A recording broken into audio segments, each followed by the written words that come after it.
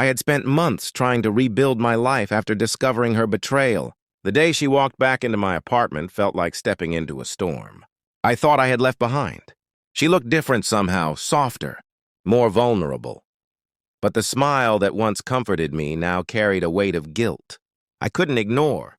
She dropped her bag by the door, sat across from me, and with a trembling voice whispered, "You're my soulmate." For a moment I just stared. The words sounded hollow against the backdrop of the months she had spent with someone else. "My soulmate?"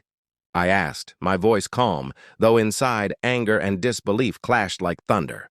She nodded eagerly, reaching out for my hand as if the past could be erased with a single touch. But I pulled my hand back. Trust once shattered couldn't be rebuilt with mere words. "I don't understand," I said, leaning back in my chair. "Were you thinking about me all this time, or were you just done with him?" Her eyes widened, caught off guard by the bluntness of my question.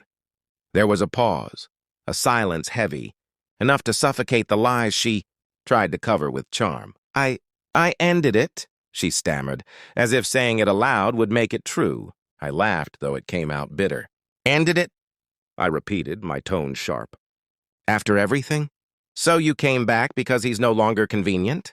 She flinched, the reality of her actions reflected in her own eyes. I realized then that love couldn't be reclaimed like an abandoned item on a shelf. My heart was a place she had once trespassed, and no apology could undo the damage. Yet, I felt a strange mix of sorrow and clarity. I had loved her fiercely. But loving someone who betrayed that trust demanded a price too high to pay.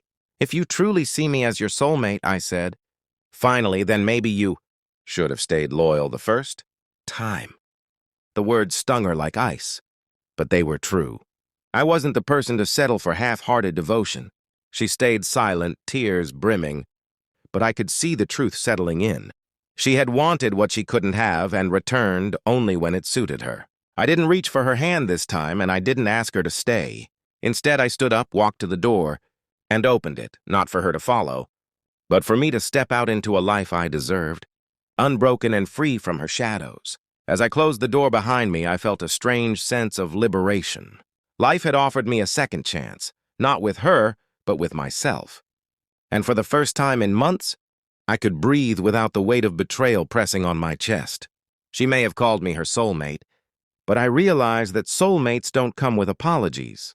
They come with loyalty, respect, and the courage to stay.